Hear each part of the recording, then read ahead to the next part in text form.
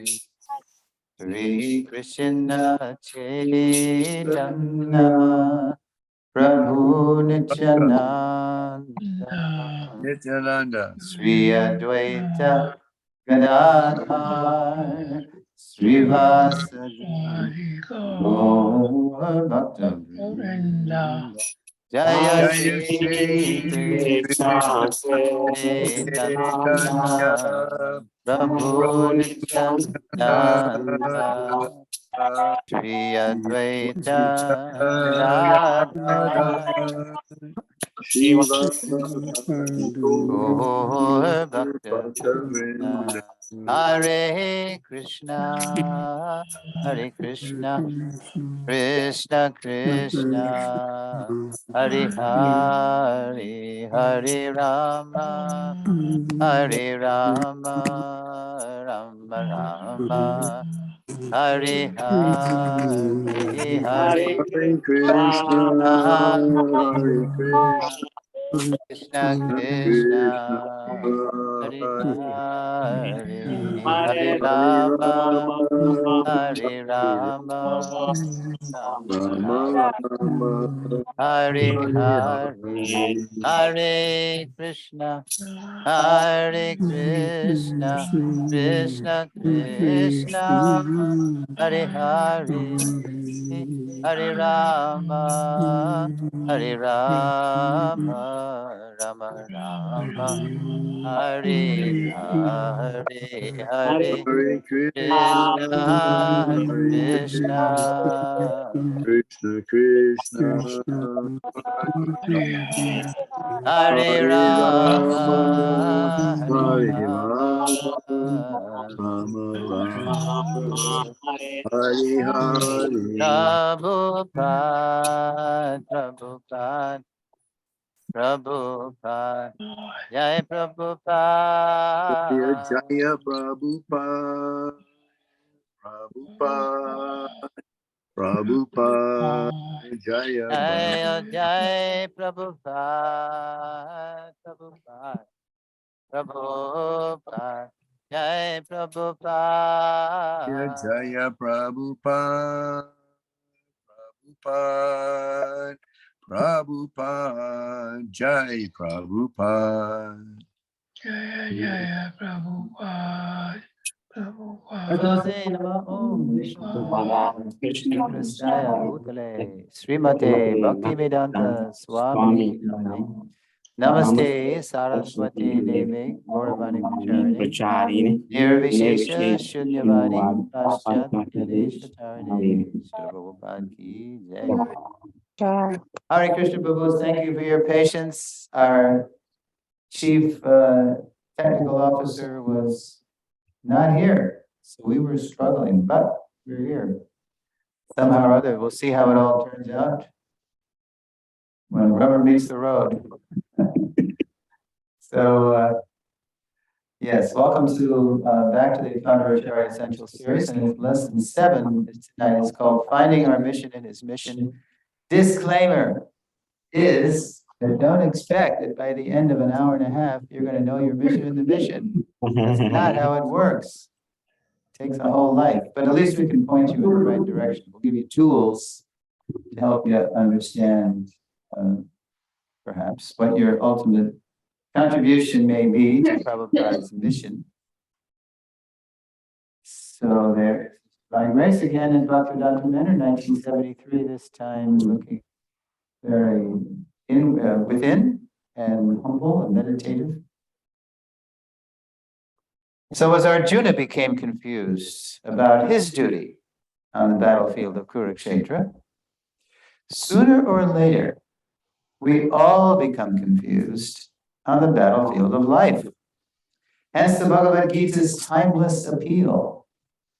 To find our mission in Srila Prabhupada's mission, let's first look at the challenge of knowing who we are and what our duty is.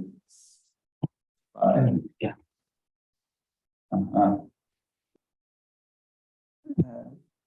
Yes. Quote, you can't, it's hard to see, but the upper left corner. Left one. It's quote from Socrates. Know thyself, the unexamined life is not worth living. These are famous snippets from Socrates. Know thyself, the philosopher Socrates admonished his students. For, quote, the unexamined life is not worth living, unquote. And who am I? Immortal soul, Socrates asserted. So this is a famous painting, The Death of Socrates. And the reason the artist was able to render it like this is because one of Socrates' students took notes and to describe the whole thing. Socrates was fearless at death. When the Athenian court sentenced him to death for disrespecting, quote, the gods, for disrespecting the gods, the sophists and the epicures of ancient Greece, Socrates was unafraid. Socrates was a revolutionary. He just told the truth. He didn't care who, what vested interest would be angry with him. He spoke truth to power, as we say these days. Socrates was unafraid. Quote, how shall we bury you? A tearful friend asked. The friend in his knee there. Any way you like, Socrates replied.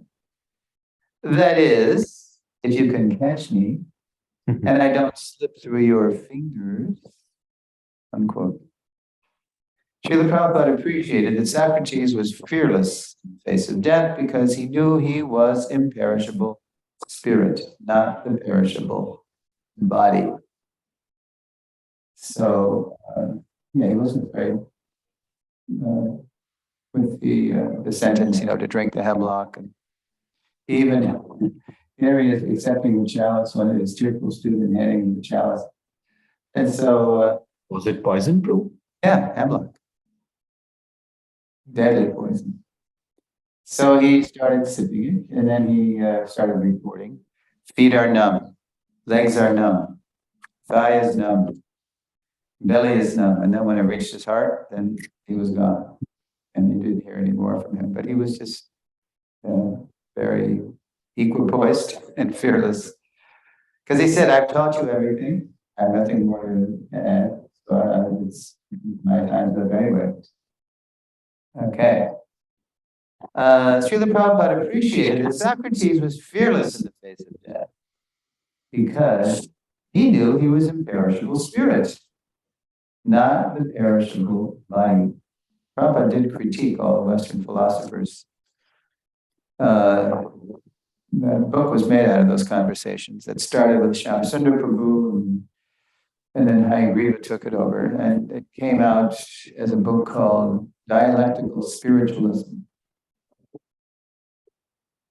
So, nearly 2 millennia later, now to the right, there's another image, and this is Shakespeare with another famous Shakespeare quote. Nearly 2 millennia later, so Socrates lived, to 399 BC. So nearly 2 millennia later, when Shakespeare lived, another now famous quote, self, appeared in Shakespeare's Hamlet. So Socrates, he knew he was himself a spirit, eternal spirit. But you fast forward 2 millennia later to Shakespeare's time, and you're going to see a degradation of the concept of self. Nearly 2 millennia later, another now famous quote, self, appeared in Shakespeare's Hamlet. This above all, to thine own self be true. It's a famous line from Hamlet. Polonius advised Laertes, but it was one's worldly interests, not the immortal soul, that Polonius had in mind, and earthbound self. So the degradation was from the Atma was identified as spirit down to some mental construct. One's worldly interest. That's what Polonius had in mind. So thy own self be true. In other words, watch your own interests as you conceive them by your mind. That's a degradation of the idea of self. The downgrade continues today with Self magazine. You ever seen Self magazine in the racks? But when you go to the checkout, the grocery, Self magazine. Didn't pay attention, but next time I do. The downgrade continues today with Self magazine, for example. displaying well-toned bodies as the self. That's the, if you look at self or open it up, it's just all about physical fitness. With ladies showing off their bodies and men showing off their bodies. But that's typical of today, right? Yet to think of the body as the self, to forever compete, to satisfy its demands, and then simply to die, is no better than polished animal life, as Prabhupada would say. Our human capacity for higher consciousness should tell us something. We have a higher calling. So, click, one more click. Boom. Boom. Yeah. So why is it so difficult to know who we are and what our duty is? Okay. We should ask, if the self is spirit, then what's going on here? Mixed up. In Vedic times, different classes of human beings were born and raised to cooperate, to serve the Supreme, however they conceived the Supreme. It's impersonal or impersonal, but there was an idea that we are Atma, spirit and not matter. Lacking that spiritual focus, today's social classes often conflict. And today's individuals are too often conflicted. As Prabhupada told the World Health Organization in 1974, such a population is called Varna Sankara, mixed population, or in a word, all mixed up. Small wonder that professions like life coaching and occupational therapy have become so popular.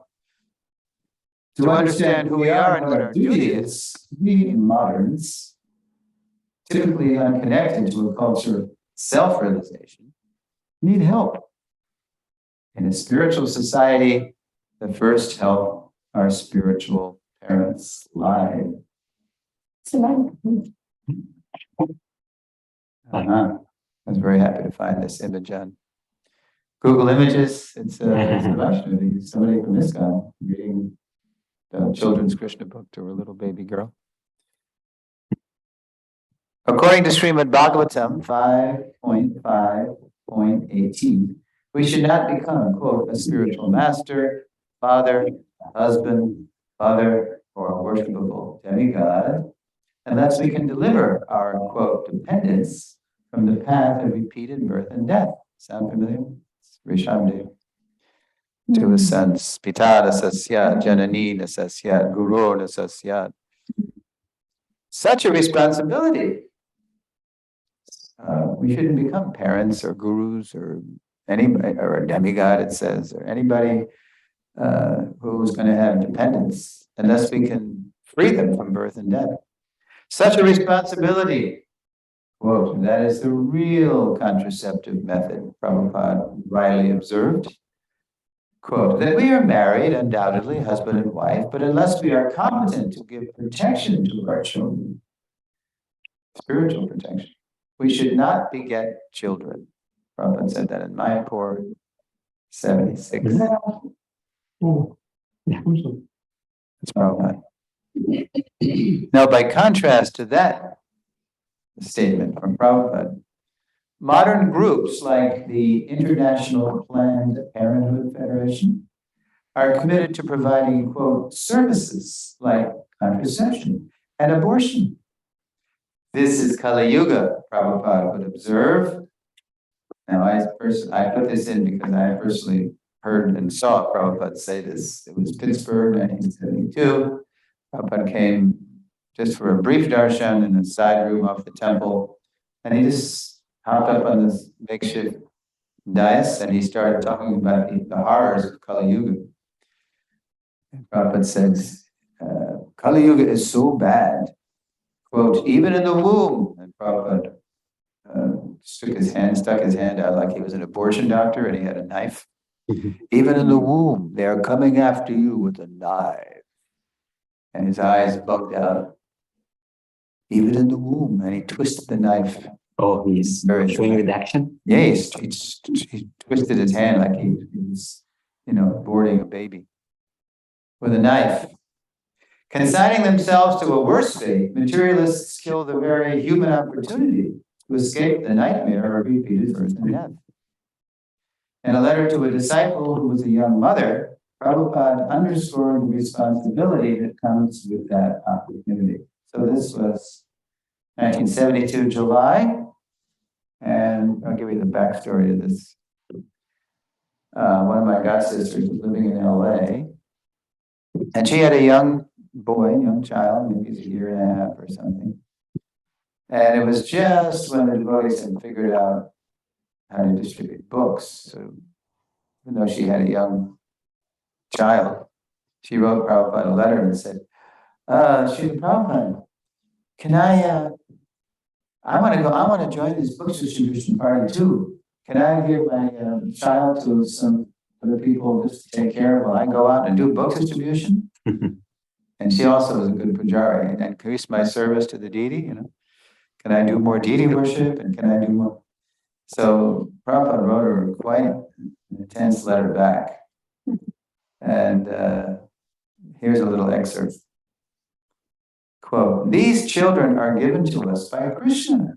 They are Vaishnavas, and we must be very careful to protect them. These are not ordinary children. They are, listen to this, Vaikuntha children. Have you heard that before? Vaikuntha children? Yeah. Urmila Maharaji wrote a book, Vaikuntha Children. It was all about homeschooling your kids in a Krishna conscious way. This is where it comes from, Prabhupada's letter. They are Vaikuntha children. And we are very fortunate we can give them a chance to advance further Krishna consciousness. That is a very great responsibility. And you know how Prabhupada ended the letter? It was so heavy. He said, and if you find that you can't take care of your child because you want so much to do something else, even though your dharma is to be a mother and take care of the child, then you send this boy to me and I will take care of him. Wow. So my god sister read that. She said, okay, I get it, Prabhupada. This is my duty, right? Just because book distribution pleased him like anything doesn't mean that everybody runs away and abandons their kids. So Prabhu, sometime like we cannot give our children to devotees also, like to take care, and we can do some service. Well, that's what Prabhupada's saying to my god sister here. In other words, she's the mother. It's her first responsibility. She's the one. She's the primary caregiver. So, I mean, she's talking about on an ongoing basis. She wanted to go out, not like some circumstance comes up and you have to give Hari Priya to somebody, just for an hour or two or whatever. But she's talking about it on an ongoing basis. So probably, Like on that regular basis. yeah. So he's saying, no way, and if you can't do this, then you send it to me and I'll take care of it. It's like, oh no, bro, but I didn't mean that, Okay, so that's the first helpers are spiritually sane society are the parents, ideally. So one quick question here, Prabhu, no? So we can only give them an environment, no, to the children. Yeah. How much they pick up, Yeah, well, that's a little later. Right now, when somebody's like that dependent or somebody's really young, of course they're going to follow you. Their existence, their eating depends on you and their shelter. But sure, later on, that's another matter. But we'll touch on that a little bit. Okay, the next help that we get if we're in a spiritually sane society is spiritual teachers. Keep it there. Spiritually minded parents naturally want their children educated by spiritually minded teachers. That's the ideal. Such a partnership helps children grow up to be all they can be in devotional service. But knowing what's best for a child takes time and perseverance, even for great teachers. Consider Dhruva Maharaja's talks with the great teacher, Narada Muni. Slide. Yes. Sorry. Okay, just that far. That's good for now. And you can move the box. Yeah, there you go. Maybe. Put on the lower right. There you go. Okay. From saints to serpents. What's a serpent, Hari? Priya, do you know what a serpent is? A serpent is a snake. That's right. Very good. From saints to serpents, sage Narada engages all kinds of embodied beings in devotional service. Yet few have been as precocious as 5-year-old Prince Dhruva. Precocious means very, well, in this context, advanced for a 5-year-old. Forbidden by a spiteful stepmother to sit on the lap of his father, King Uttanapad, Dhruva angrily approached his natural mother for help to avenge the insult. He was coming from pure line of Kshatriyas, so even though he's only 5, he'd been insulted, so he wanted revenge, even though he was only 5 years old. Convinced that no one but the Supreme Lord could pacify her son, Dhruva's mother inspired the boy to seek God in the forest. Meeting Dhruva in the wilderness, Narada advised him to go back to his mother and return when he was grown up. In the meantime, Dhruva should live undisturbed and satisfied with his lot as ordained by Providence. So first of all, Narada tried to appeal to Dhruva's intelligence. Right? He preached philosophically. Just like a child. Sage advice, acknowledged Dhruva, but because, quote, I am covered by ignorance, this kind of philosophy does not touch my heart. I'm a Kshatriya. I can't hear that. Be calm, be peaceful, be patient, that's for a nice, well-behaved little Brahmin boy. I ain't a Brahmin, I'm a Kshatriya. I want revenge. And I want a kingdom bigger than anybody. Even Brahma, he wanted it all.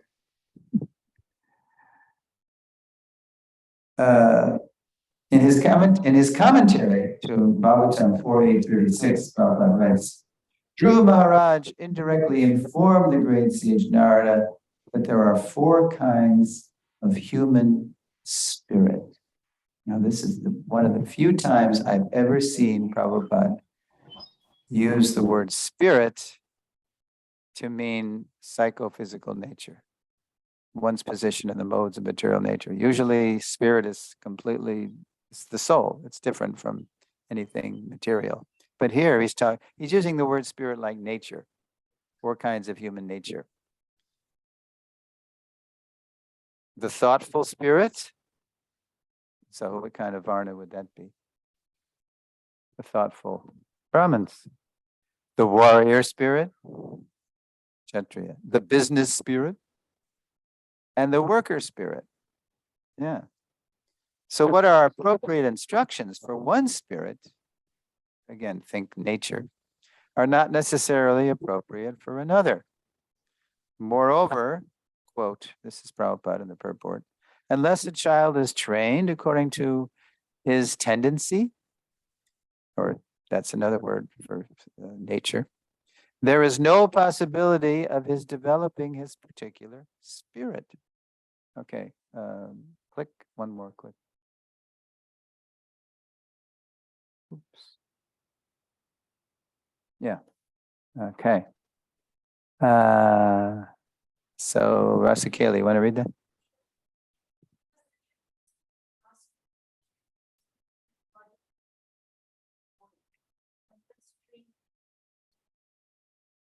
Yeah, so the spiritual master, to properly guide a particular disciple, has to know the nature or the spirit of a particular person. It's not that one size fits all, right? Okay. As we saw in the last lesson, the longer Srila Prabhupada stayed with his disciples, the more he took a varnashram approach to engaging them in devotional service. So the more Prabhupada was with us, the more he saw the need for him to engage us according to our natures. It wasn't that he could forever have us in this emergency mode, everybody out the door, men, women, and children distributing books, and we're all Brahmins and we're all going to save the world. And because over time, people just couldn't handle that. Whereas surrender to Krishna in ISKCON's early days often meant setting aside one's inherent tendencies for the sake of quickly spreading the movement, Hari Priya, come on. To make his mission sustainable over time, Prabhupada later sounded more like that Dhruva purport, highlighting the need to serve according to one's natural work. All right. Slide. Yeah, there you go. Let's see here. Yeah. All right. Hari Priya, can you read that?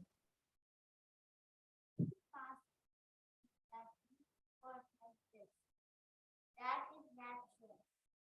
Just like in the school, college, somebody is being trained up as a scientist, somebody is trained up as an engineer, as a medical man, as a Lawyer.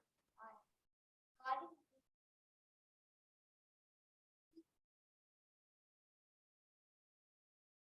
psychology of the student, he realized that if Yeah, you take this line. And the rest of the quote is, so by the instruction of the guru, the real purpose is Krishna consciousness. And according to his guna, quality, and karma, work, he's engaged in a particular occupational duty. Once upon a time, one sannyasi wrote Prabhupada, and this sannyasi was collecting a lot of funds to build Mayapur and Vrindavan overseas. And he was rather proud of that. And then he was complaining in the letter. He said, you know, Prabhupada, I know another sannyasi. He's not giving any money to your book fund or to the building, because the formula was whatever you collected, you send to Prabhupada's book fund, and then the book fund would send half of that to construct these temples that were going up, Mayapur, Vrindavan, Bombay. So the sannyasi was saying, but this guy, he's not even giving anything. So Prabhupada wrote him back, this complaining sannyasi, he wrote him back and he said, don't you think a spiritual master knows how to engage different disciples according to their natures? It's not that the person you're complaining about, it's not his duty to send me money for the book fund and the constructing of the temples. I've got him doing something else. So that's part of being a spiritual master, to know how to engage different disciples in different ways according to their natures. Sure. Question is, you take this line of work. Yeah. Okay. Yes, Hari Priya has a question. Oh yeah. Very good. Good catch. Okay, so we need good parents, we need good teachers, and the next section is called Selecting Spiritual Masters. And here's where the moment of truth comes for the audio. Well, pretty soon, but it's coming up in a few lines. So you getting ready there? You ready? Okay. Okay, this section is called Selecting Spiritual Masters. So we need to also know who to take shelter of. In addition to the library of foundational spiritual literature, Srila Prabhupada left all generations of his followers. He also left a vast treasure of recorded instructions. So students of Prabhupada, they know it's one thing to read Prabhupada's books, and that's the foundation. But it's like every morning I'm listening to recordings of Prabhupada. Where am I now? It's 1972, June 30th. He's in Los Angeles. It's fascinating to hear the way Prabhupada's preaching evolves over the years. And but it's full of just nectar and full of instructions, things you wouldn't read in the books, you'll hear Prabhupada say. So the spoken word, it kind of complements the written word. We need both. We need to read his books, plus we also need to know, we need to hear him speak. Okay. So he left a vast treasure of recorded instructions, which nicely complement in the sense of complete his books. In his Bhagavad Gita as it is, for example, Lord Krishna enjoins us, means orders us, to, quote, learn the truth by approaching a spiritual master, unquote, through service and submissive inquiry. In a Bhagavad Gita lecture in Miami, Prabhupada emphasized that the approach goes both ways. So we have to approach a spiritual master with questions and service. And then in this clip, this sound quote, Prabhupada is talking about how it's not just that the disciple approaches the guru, but the guru also examines the disciple. So here we go, slide 6. What do we do? You tell me what to do.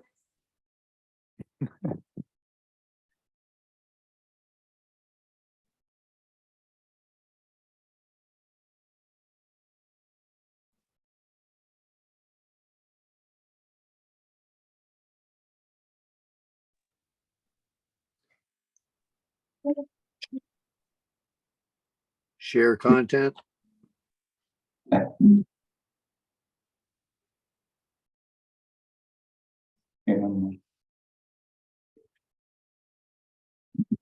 nobody should accept blindly any guru, and nobody should badly let be done.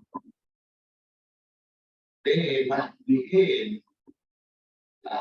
one another, at least for 1 year. This is the instruction by Sadhu Sharma in favor of Islam. A little hard to hear because of the plane. Oh, want me to unmute?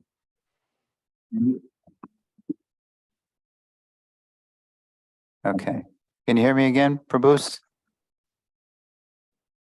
Yeah. Ask the. Get on your phone or see if you can hear me. Okay. Yes, we can hear you, Prabhu.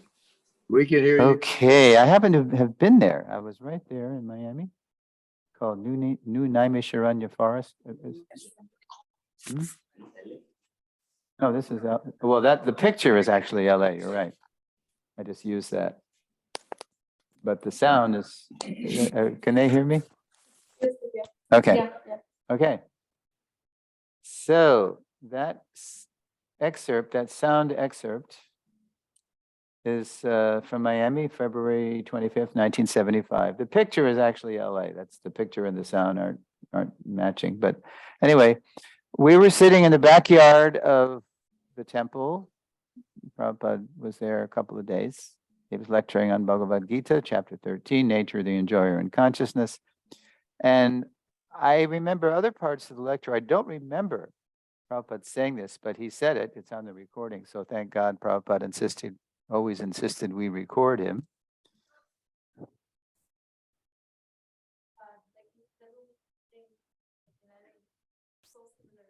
Yes, yes. Rasakeli from the audience is saying that the image that we're seeing of Prabhupada chanting japa in his quarters, the room is so nicely preserved, just the way it was when Prabhupada was there. And yeah. Jagadambika Mataji Ki Jai. So,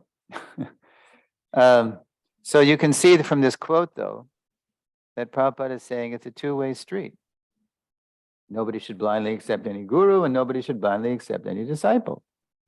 They must, what does Prabhupada mean here? They must behave one another. Prabhupada didn't exactly say the right word, but we know kind of what he means. What did he mean by behave? Examine, exactly. Check out, examine. Or they say vet these days, they must see what this person is. They must behave one another, at least for 1 year. And then Prabhupada reference, he's showing that he's not making this up, but this is what Sanatana Goswami says in the Hari Bhakti Vilas. Okay, so now, even before, so Prabhupada said that, but I'd like to make a point that even before the mutual examination begins, even before you seriously start considering somebody to be your guru, and then they seriously are thinking of you as a disciple, it is essential that senior devotees ground a newcomer in our founder Acharya's life, teachings, mood, and mission. That's what a fortunate person will have. As soon as somebody walks into our Sangha, then immediately the devotees who already are aspiring sadhakas, they insist that that person get to know Srila Prabhupada, because he's the actual foundational guru, providing the core identity for all generations. When Prabhupada was traveling as the movement's sole initiator, he depended on his local leaders to train and test aspiring initiates. In ISKCON's multiple guru culture today, only a trained and disciplined aspirant, somebody who's aspiring for initiation, will be able to approach initiation with a cool head. Otherwise, people will just be swept away by groupieism. As I've said before, oh yeah, my guru is so cool, and for all the wrong reasons they'll want to take initiation. Here's a good question that an aspiring initiate should ask. Who will best guide and engage me in Srila Prabhupada's mission? Initiation, of course, is only the beginning. Literally, it means, and to initiate is to begin, right?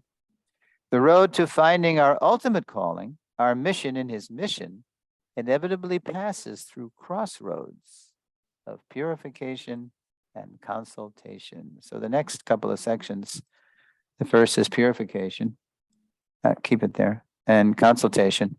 I got this from Shivaram Swami, who's, His Holiness Shivaram Swami has kind of taken up the banner of Varnashram through research, and he wrote a book called Varnashram Compendium, Part 1. It's a projected series, and in chapter 30 of that Varnashram Compendium, he wrote a chapter called Determining One's Varna, how you discover your occupational duty. Purification. In his Sri Krishna Samhita, Srila Bhaktivinoda Thakur observes that before settling our Varna, our occupational duty, we must purify our nature. Reflecting on the Thakur's observation, His Holiness Shivaram Swami points out in his Varnashram Compendium, Volume 1, Chapter 30, quote, Determining One's Varna, that by seriously and sincerely following the devotional life Srila Prabhupada has given us, we can purify our nature in 3 ways. Now, purify our nature because, don't forget, from the beginning, our nature in Kali Yuga is all mixed up. We're not pure anything. We're kind of mongrels. You know what a mongrel is? A mutt, a dog that's got 57 varieties, lots of, often conflicting natures in their breed. Like when I distribute Gitas in Tucson, the way I distribute Gitas, I stroll around with my japa beads in the neighborhood. I take a wide loop and I go to a park, and everybody's got dogs. Everybody has dogs. So it always starts with the dog. I'll compliment the dog. As we say in English, if you love me, you have to love my dog. Love me, love my dog. Right? So, what am I getting at here? That was a little bit of a diversion. Yeah, compliment the dog. And if it's a successful exchange, verbal exchange, we'll end up with God. We'll go from dog all the way to God. Yeah, that's an ideal exchange. Okay, so we're all mixed bags of the modes of nature in Kali Yuga. But still, there are processes of bhakti. There are things we can do in the bhakti process which can help us to identify what mode of nature really is kind of our default. It sort of rises to the fore, it prevails, it predominates. And in bhakti, we can purify our nature in 3 ways. So, okay, click. Okay. Okay. So there's a waterfall. You'll see why as this come. Okay. So one more click. Just one. Yeah. By rites of passage.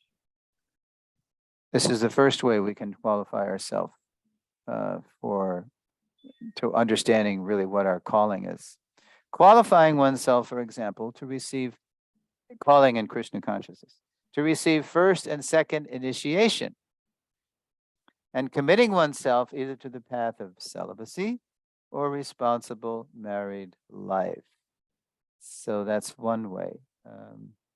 Just like I was talking with a sannyasi teacher once who had a lot of students, and I said, I understand you train your, and they're all, he just had all these brahmachari students. So I said, so you're training them in brahmacharya dharma, in the path of celibacy and simplicity and that path. Do you also train them, because most people won't stay in brahmacharya dharma. After some years, they'll want to get married. So do you also train them in the duties and the responsibilities of grihastha, household life? And he said, oh, definitely. Because I know most of these guys, they won't stay brahmachari, but they'll be as good householders as they've been brahmacharis. If they get disciplined, if they learn how to control themselves and how to be responsible as brahmacharis, then they'll make good householders. Yeah. So that was encouraging. Yeah.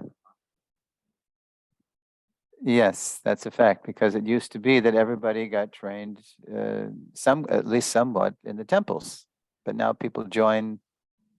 They never even had any ashram experience with an ashram teacher, or we used to call it bhakta program. There's no bhaktin program, bhakta, bhaktin.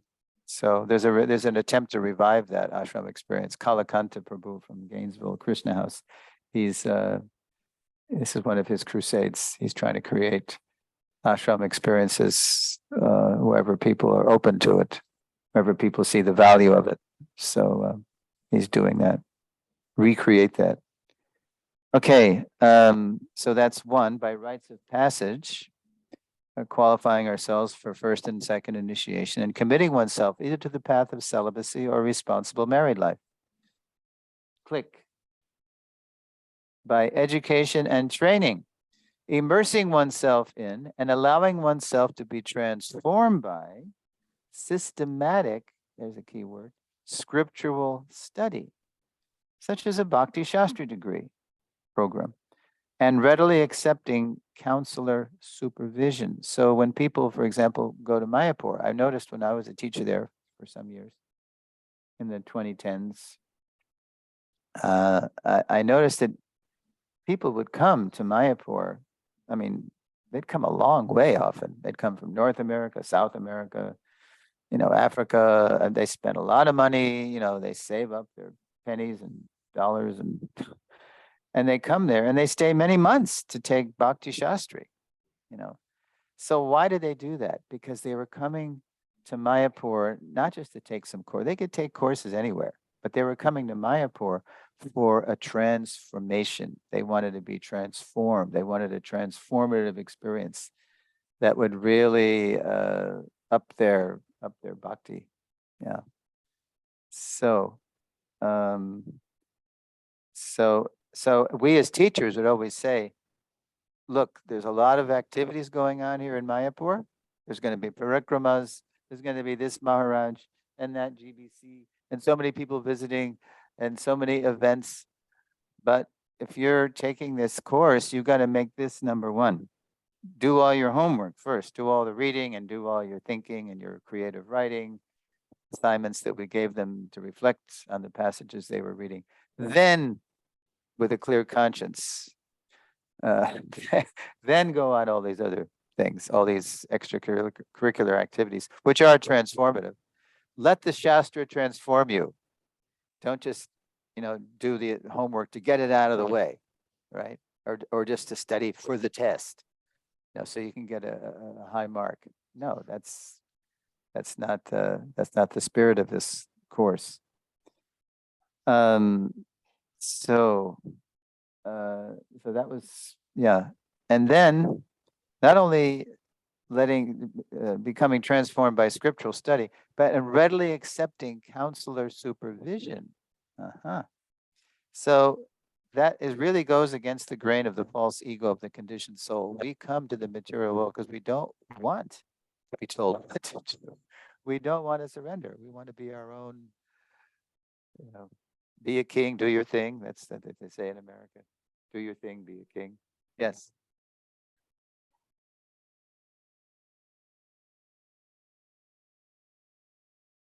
Hmm.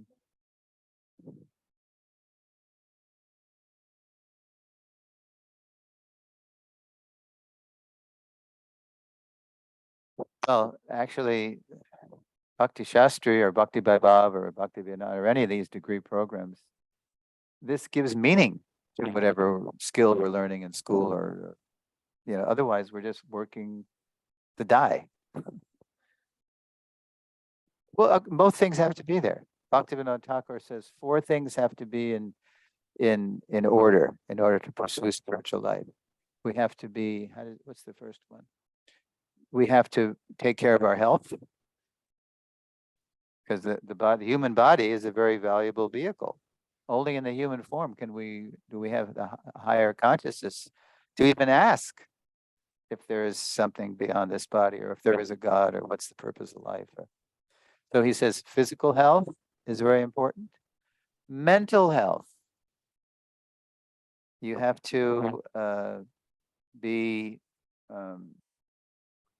taking care of your needs, your nature. This is what we were talking about before. You have to pursue things that are consistent with your nature. Social health. This is very fascinating. This is all in Chaitanya. I think it's Shikshamrita, his book. Not Chaitanya. What is it? Yeah, Chaitanya Shikshamrita. Social health. Social health means relationships. We might know so many things. We might have so many skills, right? But if our relationships are lousy, that means we've missed the boat, because we're still thinking we're the center of everything. Did you ever notice when you're in a conversation how there are certain people who always find a way to turn the conversation around to them? It's all about me, and I'm going to dominate this conversation. And whatever you're saying, I'm just sort of processing it so I can come back with something that's going to, best you. And no one likes that kind of a person. That's called an arrogant person. And we've all got a little bit of that in us. We have to exorcise that. We have to get rid of that. It's really all about Krishna. So a devotee, he knows how to turn even like Jayananda Prabhu, my late great godbrother. He had it. He was really good at walking into. See, he could walk into a conversation, and he might even be hearing criticism of other devotees, and he had a way of turning it around into praising that devotee. So he was great with that, because he was not envious. And he knew Prabhupada didn't like it when people were backbiting and gossiping and criticizing each other, and that kills your spiritual life. So so people, it's true. We need Mataji, we need a way to maintain ourselves in this world. So we need some kind of livelihood training, so to speak. But it shouldn't consume us. It shouldn't leave no time for spiritual practice. Otherwise, that's called in Rupa Goswami calls that prayas, over endeavor for mundane things, which ultimately won't help us. We should just, do what we have to do to maintain, keep body and soul together. But mainly, as we mature in spiritual life, our main focus is on Krishna. It's all about Krishna. It's not all about me. Yes.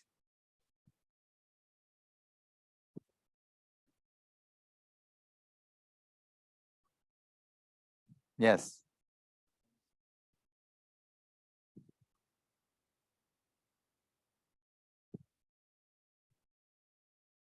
Yeah, you've got to be a little, like that relates to one of my favorite quotes in the Bhagavatam. A devotee is as thoughtful as a non-devotee is speculative. What's the difference between being thoughtful and being speculative? Do you know? They're both involved thinking. Because the mind's always thinking of something, even when the body's sleeping, it's always churning out dreams, right?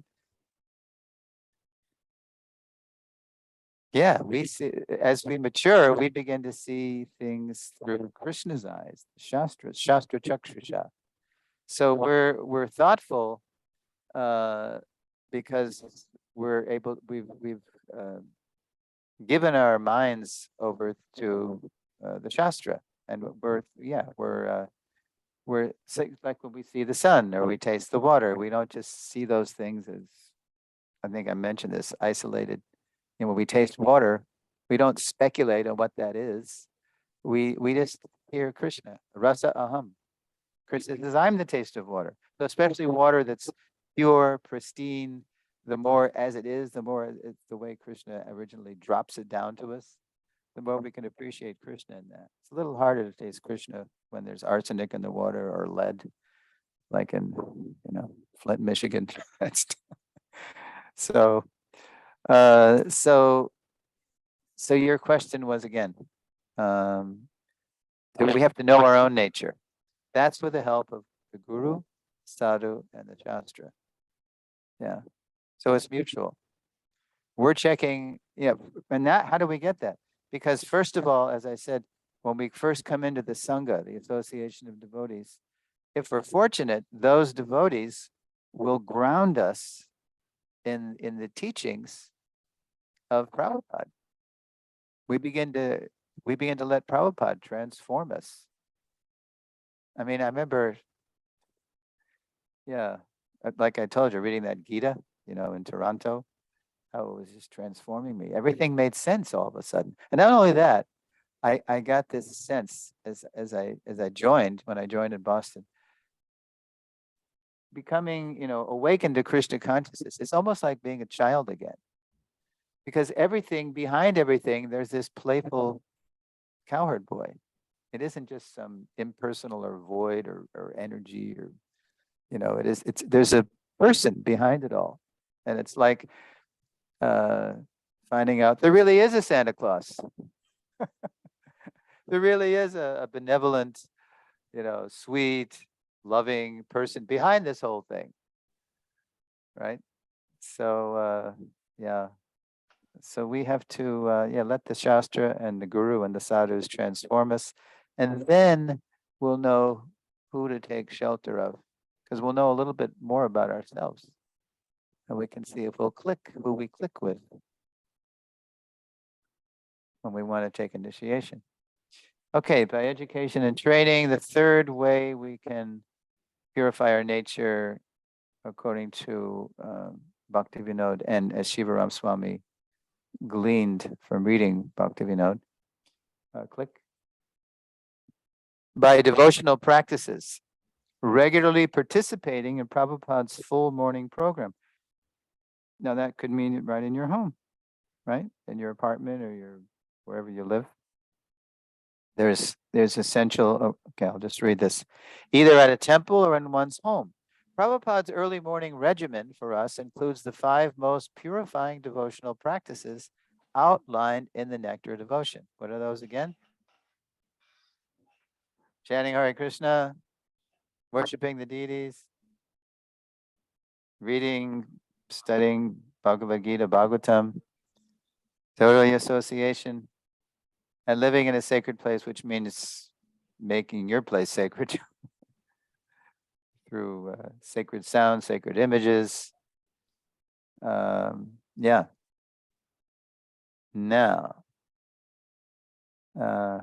and that morning program is so potent, that Prabhupada gave us. Every item in that program relates to one of those 5 essential limbs of bhakti. In our temples, what do? We rise and we attend Mangal Arti. There's deity worship right off the bat. And we're chanting Hare Krishna during the Mangal Arti. There's 2 right there. And we're doing in the Association of Devotees. There's 3 right there. And then we chant japa. We chant Hare Krishna, on beads. And then that comes later. And then there's greeting the deities and then worshiping the spiritual master. And then we sit down At the end, it's like, I think of it like dessert. We hear Srimad Bhagavatam. And then we take prasadam. That's not listed in that list, but that's certainly a very important thing, taking. Yeah.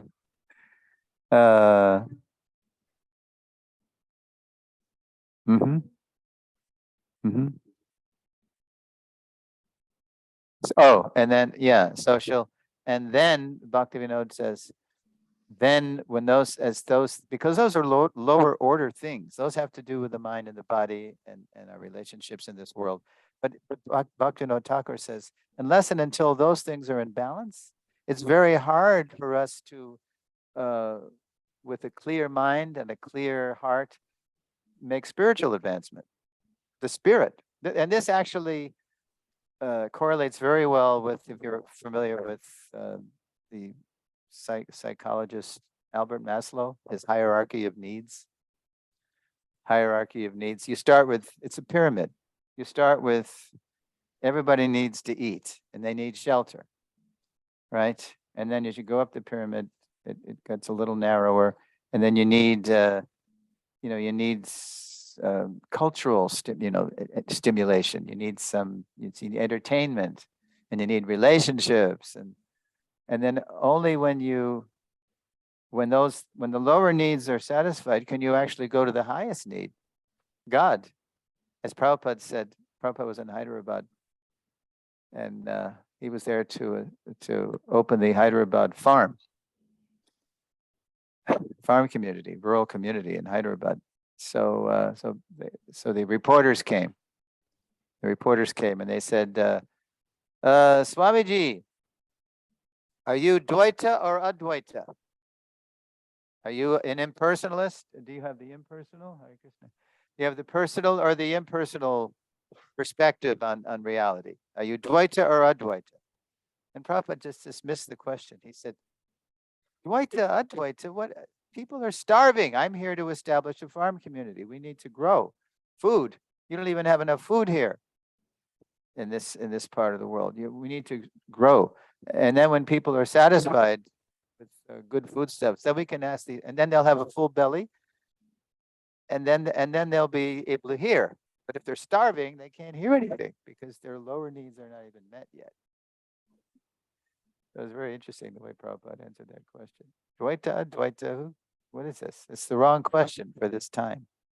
I'm here to establish, simple living, high thinking, and growing food and living healthy. And okay, so that's the purification part. Now something else is required too. Along with purifying our nature before we can discover the mission, is we need to consult with senior devotees who know us. Slide. Okay. Oh, by the way, go back once before. Do you know why I had that waterfall there? Why did I choose a waterfall for this image? Can anybody guess? Not because it's just pretty and soothing, but there's a saying, water seeks its own level. Yeah. So to find that natural place, we need help. We need we need purification. So okay, just wanted to. All right. It takes a village, famous saying, right? That comes from Africa. It takes a village to raise a child. Consultation. If, quote, it takes a village to raise a child, it certainly takes a healthy spiritual community to raise a lifelong devotee. In his conclusion to Sri Krishna Samhita, Srila Bhaktivinoda mentions different kinds of consultation required to settle our varna, our vocation, our calling in life. So, the first one he mentions, Bhaktivinoda mentions, consultation, just keep it there. Oh, I guess that's all at once. It didn't go gradual, huh? Okay. All right. I kind of goofed on that. Consultation with trusted seniors who know us well. Bhaktivinoda says,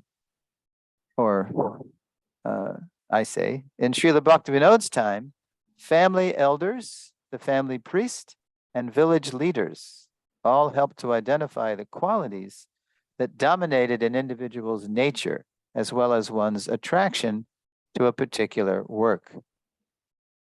Applied to Srila Prabhupada's mission, we need to ascertain the direction of our service with the help of trusted senior devotees who've known and observed us over time. So to do that, Prabhupada always recommended we stick in one place and make the best of where we are, because if we're always kind of moving around, then nobody really gets to know us. We're kind of like itinerant tourists, shoppers shopping around.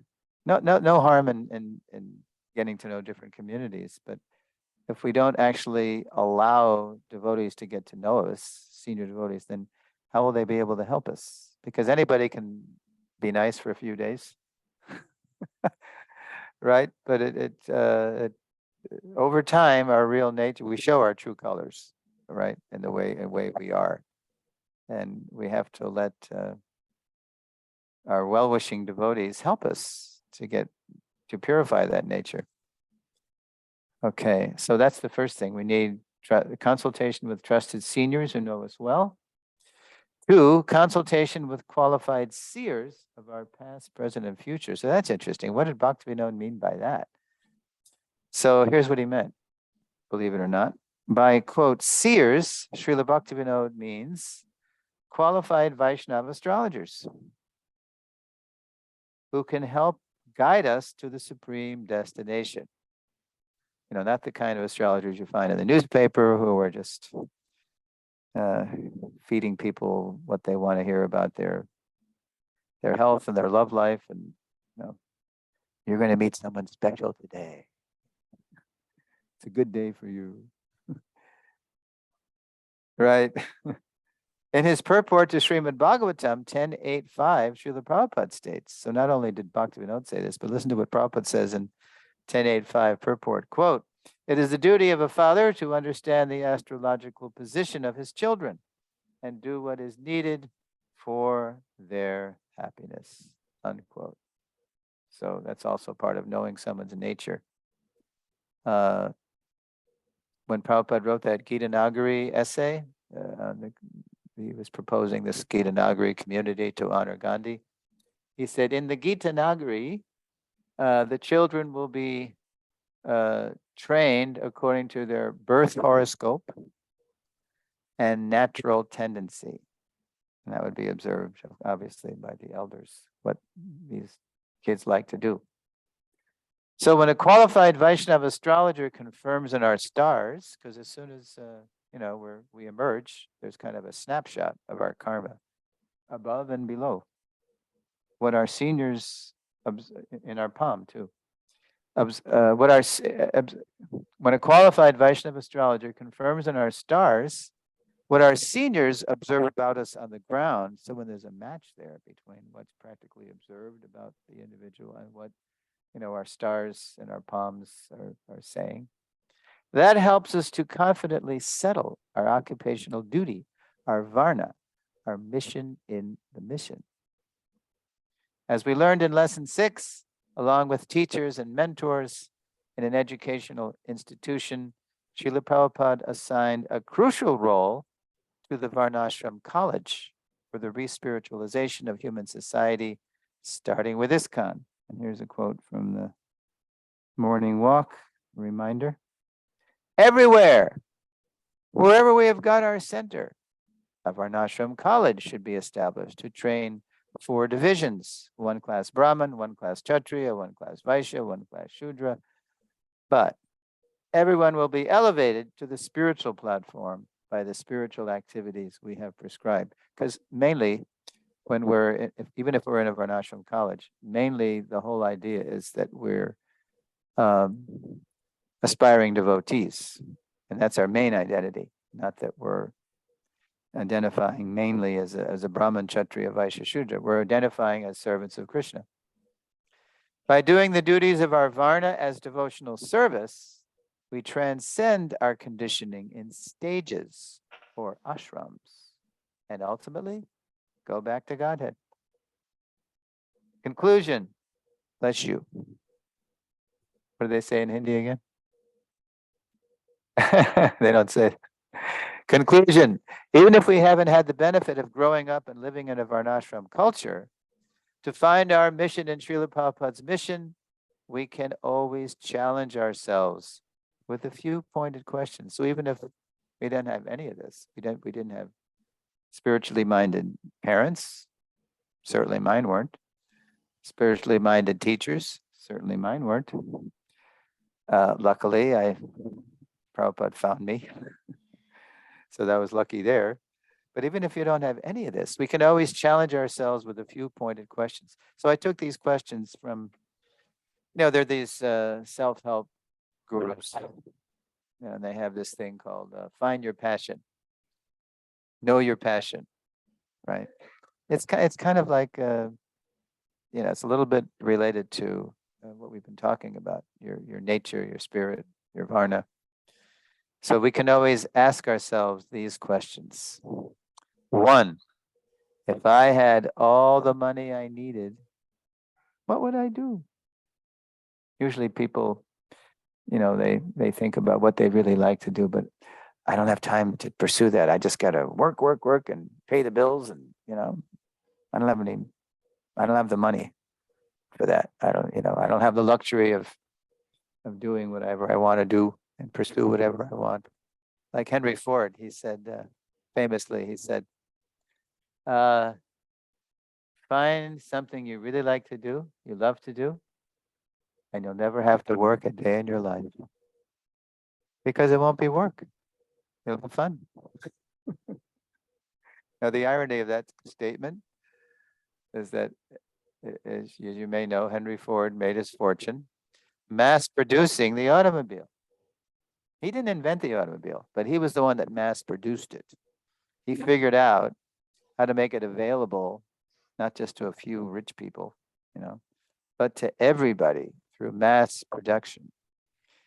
But then, and then he did. He made it. He made his fortune on that. But by the end of his life, I know this because Ambrish, his great grandson, told me this.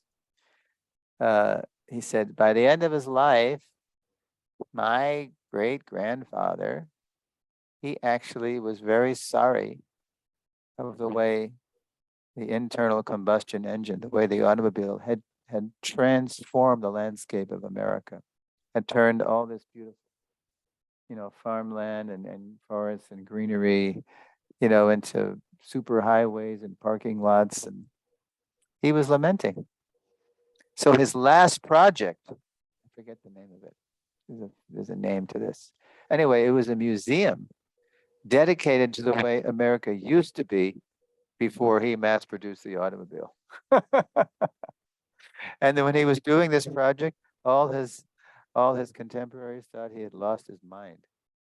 Why are you lamenting, Henry? This is great. We have the automobile and people are free now. They can go places and not be just chained to their little community. But you say, no, this is our quality of life is worse now in the name of progress.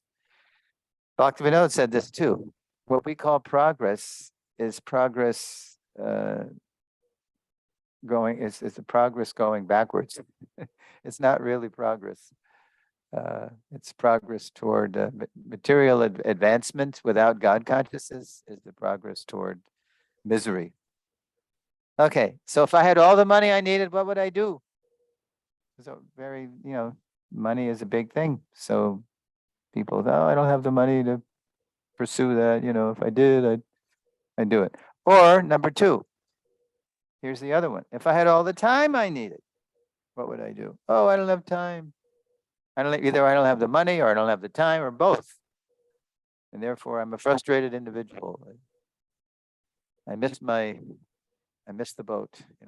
I wasn't lucky enough to be born with a silver spoon in my mouth or whatever. What would I do? But if those questions are removed, if those perceived obstacles are removed, what would you do? What would you do with your life? Yeah. And here's something especially for devotees. To what specific service am I most drawn? And do I forget time doing it? Everybody has some kind of activity. And the more specific you can think about this, because then devotees often say, oh, preaching, Prabhu. Well, wait a minute. Okay, we're supposed to all be kind of sharing Krishna consciousness in our own way, but we all are doing that in very different ways, and we all have different natures. And doing what specific activity do you just forget time because it's so you're in harmony with the universe and you can just do it forever. You're like in trance, right?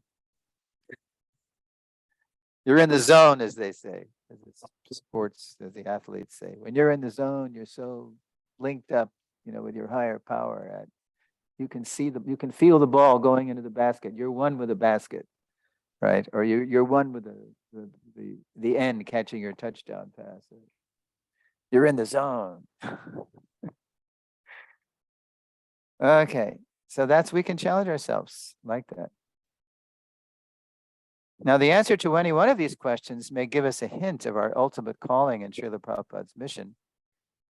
But above all these things, there's something else. Above all, absorbing ourselves as devotees, in the life, teachings, mood, and mission of our beloved founder Acharya, with the intent to cooperatively serve. That's the perfect foundation for making the best contribution to Srila Prabhupada's movement. As singular and selfless as his own life was, Prabhupada would be happy simply to see everyone do what they love to do for Krishna. Okay, so go to the next slide. This is how we end it. Okay, so just there. Okay, go one click. All right, let's see. Want to read or Gadadhar Prabhu? Let's be all we can be in our founder Acharya's mission. It does not matter what one is. One must dedicate everything in the service of the Lord. If one is a learned scholar, scientist, philosopher, poet, etc., then he should employ his learning to establish the supremacy of the Lord. A click again. And one more. And read. Similarly, if one is a businessman, an industrialist, an agriculturist, etc., then one should spend his hard-earned money for the cause of the Lord. One should try to engage in the service of the Lord everything. Click. Click. Everything for which? Everything for which one has specific attraction. And that is the way of peace and prosperity. And that is the remedial measure for all the miseries of material existence. Srimad Bhagavatam 1.5.32. When Prabhupada would meet people, if they were just guests, coming in to see him, and if they were a little receptive to Krishna consciousness, well, even if one of the first things he would ask them was, so who are you? What do you do? What do you like to do? And then as the conversation went on, if he saw that they were interested in devotional service, then Prabhupada would say, so, you're doing that. You could do that for Krishna. You could teach for Krishna. You could do business for Krishna. You could construct for Krishna. You can any walk of life. I mean, with some exceptions. It's hard to be an abortion doctor for Krishna. It's hard to be a butcher for Krishna. You might consider a little occupation change if you do get really interested in devotional service. And devotees in this movement, I have godbrothers who they came from backgrounds like that, just doing, ghastly things. But then they found a new outlet for their energies in devotional service, and they, luckily. Okay. Now, transition. As we find and develop our mission, to help our founder Acharya re-spiritualize human society, we'll be better able to develop deep love for him. In the next lesson, we'll look at why that intimacy with Srila Prabhupada we long for can be so elusive, hard to find. It's called, the next lesson is called, To Love is to Cooperate. So we'll see why that's so hard to do often, because this is the age of non-cooperation, the age of quarrel, the age of my way or the highway, the age of hypocrisy, quarrel, and just, anger and frustration. Okay, so thank you for listening. And is there anything online that anybody would like to say?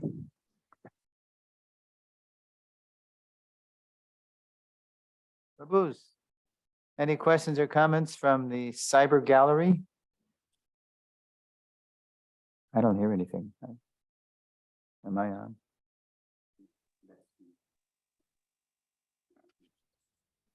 Haribo.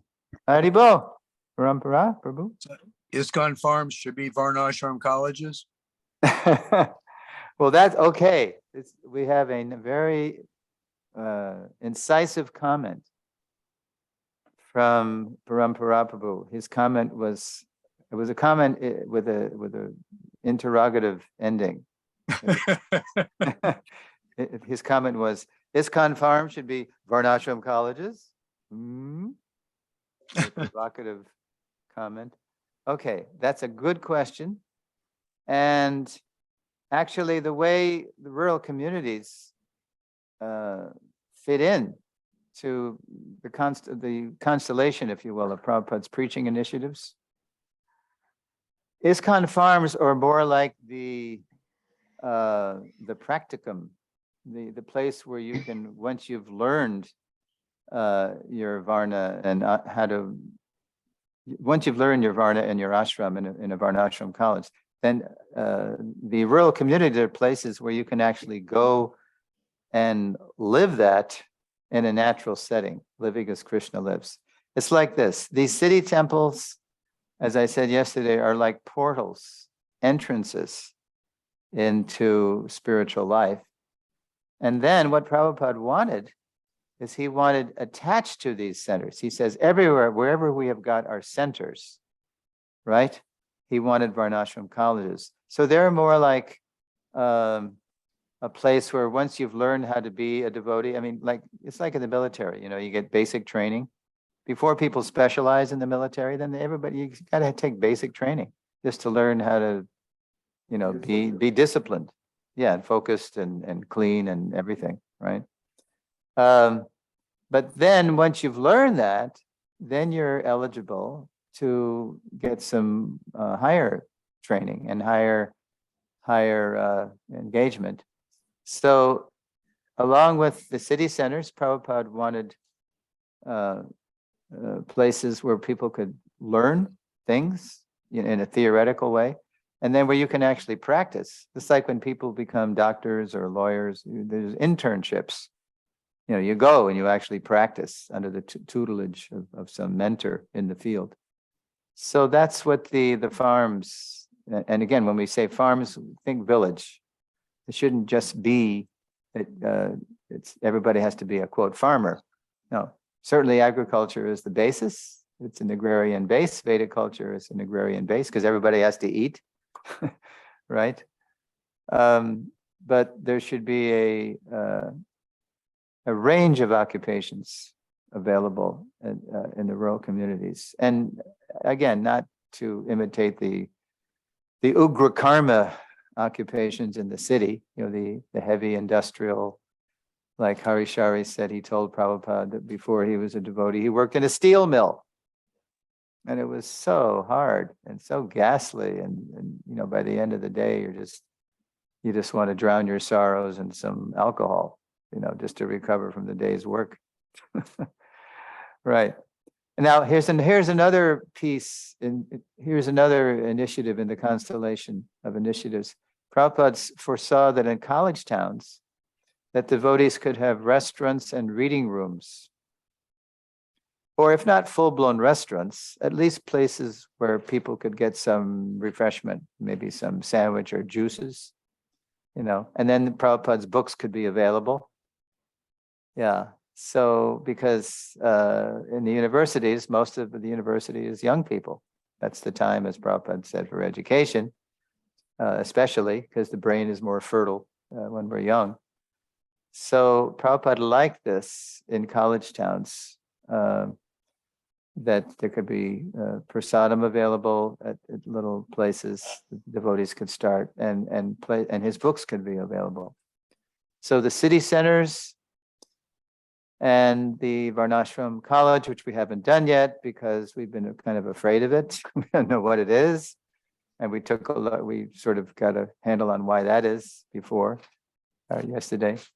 And then the rural community where you can actually graduate, from the college, so to speak, and live you can practice plain living and high thinking. I joined in Boston in 1970, and it wasn't until I lived at New Vrindavan sometime later, and then later in Gita Nagari, that I kind of felt that I was living a balanced real life. In the city, the temple was great, but it was like the military part of the movement. It was like where you did your sadhana in the morning, and you went out to, quote, fight Maya and distribute books, right? And that's great. That's great. But then ultimately people want to settle down to have real lives with families and have your own schools and, like that. So now this lesson was supposed to be a counterbalance to yesterday's lesson, which showed us, what Prabhupada wanted us to pioneer, with the with Varnashram communities, or we could say eco villages these days. So many of us, when we come now, we're already in our occupations. Rich man, poor man, beggar man, thief, doctor, lawyer, Indian chief, tinker, tailor, soldier, sailor. We're already in our walk of life. So what do we do? Well, that's okay. That's why I put this quote here. Whatever one is, Prabhupada is saying, engage everything for which one has specific attraction. And that is the way of peace and prosperity. And that is the remedial measure for all the miseries of material existence. When we do what we like to do for Krishna, that's called bhakti on the level of Sakam Karma Yoga. This is the first part of the Varnashram bridge from the material world to the spiritual world. We do what we like to do for Krishna. As we go over the bridge, we don't camp out on the bridge. It's a bridge, after all. We don't camp out on the bridge. But by practicing sadhana, along with our seva, our service, then we go from sakam, where we're full of our own selfish desires, to nishkam. Nishkam means we become detached from those desires. And we're still attached, perhaps, to our service, but we're not as attached to the fruits of the service. And so we're advancing.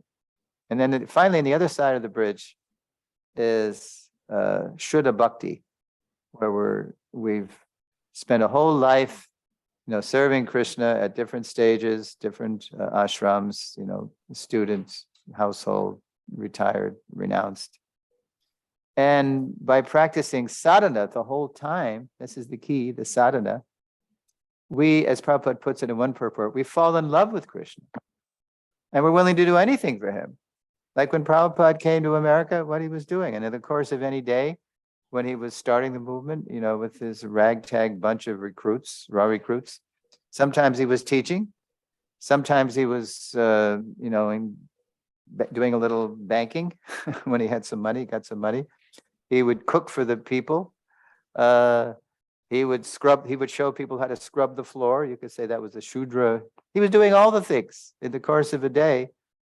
He was doing every Varna because he was Paramhamsa. He could do anything for Krishna. He was beyond the Varnas and the ashrams.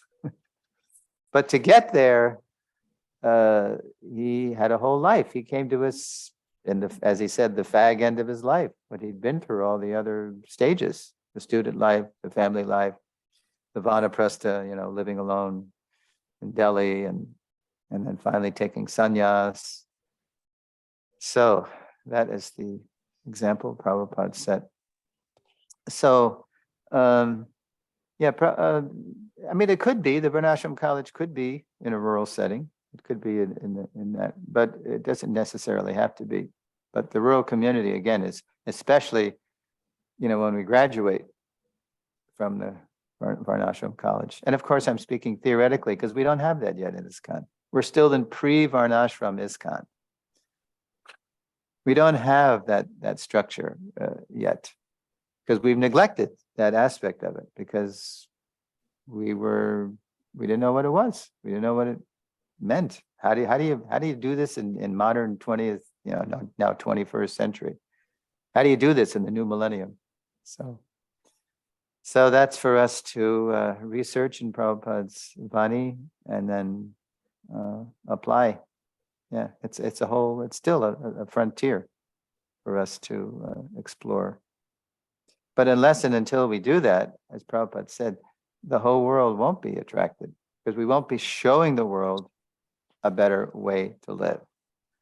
We'll be talking about it, talking a good game. We'll be talking about protecting cows, but how many of us are actually doing that?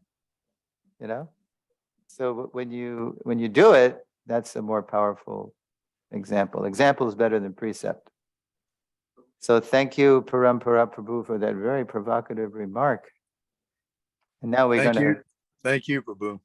Okay, we're going to go to Ravindra for another comment or question, or maybe it's both. Now I'll repeat it for you. So, yes. So, I was just going to ask you, there is Varnashram stages of life, Mm-hmm. and then there is Varnashram Dharam that you follow, like 4 things that you do, Brahmacharya, Grihastha. Yeah, there's different dharmas within the path. And then there are 4 main varna that a person can belong to mainly. But For still, what? Like The varnas. Yeah, 4 varna, Yeah, like Brahman, Kshatriya, Vaishya, right. Shudra. And those are broad groups. Within those, there's many kinds of those.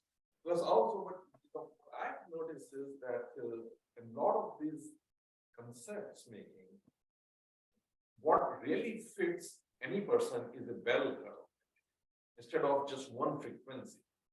For example, what you just said right now, Mhm. I'm just taking the cue from that a person naturally ends up doing the duties of all 4 varna in his life anyway.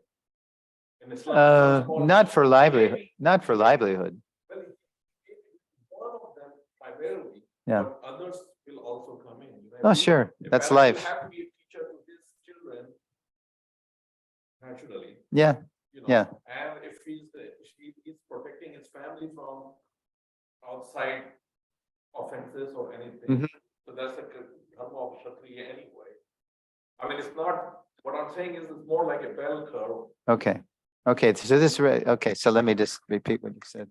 So Prabhuji, Ravindra Prabhu is saying that instead of just saying that people fall into one varna, that he notices in real life, in the real world, people tend to do all the different varnas. And sure, I mean, that's life. Even an intellectual or a priest, he'll have to go and maybe cut the grass or take out the garbage or whatever. Apart from that, there's 3 different kinds of duties Prabhupada identifies in the Gita. There's a famous verse in the Gita, karman nivarikaraste, ma paleshu kadachana, ma karma palahetur bhur, mati sangostva karmani. You have a right to perform your prescribed duty, but you are not entitled to the fruits of action. Never consider yourself to be the cause of the results of your activities, and never be attached to not doing your duty. So in the purport to that verse, Prabhupada says there are 3 kinds of duties, because one meaning of dharma is duty. 3 kinds of duties. There's, how does he put it? There's routine work. Like I said, everybody has to brush their teeth, they have to cut the grass, take out the garbage, or do the leaves. What are you doing? You're gonna blow the leaves in the woods? That's not your Varna, but you got it, it's part of life, right? Okay, so there's Prabhupada calls routine work, just to live, just to keep body and soul together. Then there's emergency duties. Like I had an experience in Los Angeles at New Dwarka in 1976. Yeah. Did I tell the story about when the gas main blew on Venice Boulevard? No. Oh, okay. Wow. So I think it was the summer of 76, yeah. And there's 400 devotees living in New Dwarka, doing all kinds of occupations. Some are worshiping the deities, some are doing maintenance, some are Vaishyas doing business, but they're all doing it and giving a portion of their income to Krishna or giving all their time. And I was a brahmachari student, and I was, and so that was my ashram. And Varna wise, I was a proofreader in the BBT. So I was kind of doing Brahminical proofreading work. So one day, I'll never forget this. We were all, because the BBT sits right in the corner of Venice and Watsika. Yeah. So at least it did in those days. So all of a sudden I was sitting in my little cubicle and I heard boom. And I thought it was an earthquake. Because Southern Cal, it's on the fault, right? St. Andreas Fault. So I thought that it was an earthquake. So I just looked out the window just in time to see this big gas main blow. It was like a geyser of energy. Yeah. And it was horrendous because I looked just at the moment that traffic, which was in that, had been on Venice, right where it blew. I saw these vehicles go, it tossed up these vehicles in the air. I mean, that was death. These people, it was trucks and buses and cars, boom. And in the aftermath of the whole thing, they were using the laundromat right down the alley from the temple as a morgue for these dead bodies. But anyway, as soon as that gas main blew, then the authorities were right on it. And they came to us and they said, this might be a domino thing. We don't know. In your neighborhood, the gas mains could also blow. This might be a chain reaction. So you guys got to get out of here. So the point of this story is that I never saw people, it's called emergency duties, emergency work. I never saw 400 people of such different natures cooperate so fast and furiously to do what had to be done to, number one, relocate the deities, Rukmini Dwarkadish, up the street, a few blocks out of harm's way where it was out of the range of the vulnerable mains, gas main. And plus, we on the corner of Venice and Watsika, we're right in the line of fire there, the vulnerable. We took all the vital records and equipment, computer equipment and BBT records and paper. We just took all those files similarly up the street in the matter of, a couple of hours. Just boom, nobody had to say anything practically. Everybody just was out in the street and just doing, it was an emergency. So you just knew it had to be done. You didn't think about what you wanted to do or what you like to do. You just did it. So it's true. In the course of life, we'll find ourselves, doing all kinds of things. And even, as I said, Prabhupada, when he was at the Paramhansa stage, when he could do anything for Krishna, he was doing all those things. Sometimes he showed the devotees how to keep accounts. What do they call? What's that? Oh, okay. Yeah, thank you. I got my referee here, keeping me honest. Yeah, the third category of duties was desired activities, things you like to do, things you want to do anyway. and that's what I talked about, a default kind of, combination of the modes of nature. And that's what, can be identified by people who really know us, observe us over time.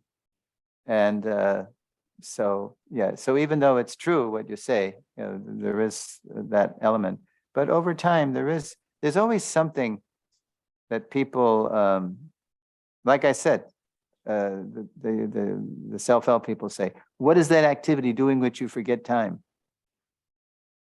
There's something that you like to, even though you're a mixed bag of tricks, I know that, but if you're going to really be all you can be in this world, the self-help people, your life coach and all this stuff, you got to think about that. What would you really like to do? Say it again.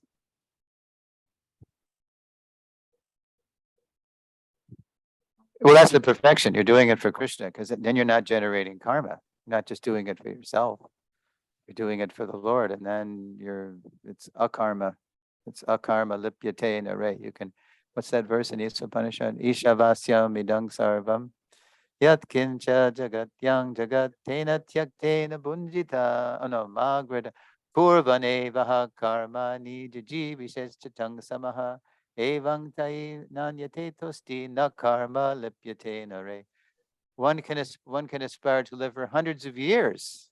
One goes on doing work in that way, because that sort of work will not bind one to the law of karma when it's when it's not selfishly done. If it's done for the sake of the Supreme.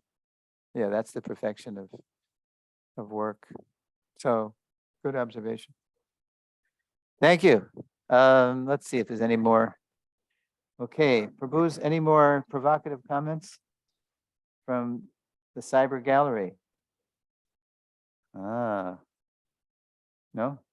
Well, that was a pretty good one.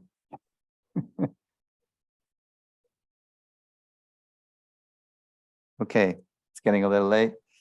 Next time we will do lesson 8. We're going to move now. That was the last lesson of Abhideya, which means executing or deepening our commitment to Prabhupada's mission. And now we're going to move into Prayojana section, which means tasting the fruits of that journey, which is deepening our love for Prabhupada. So the first one is to love is to cooperate, and why that is so challenging for us Kali Yuga folks who, we have issues. Srila Prabhupada ki jai. Hare Krishna. Ki jai, Prabhupada ki jai.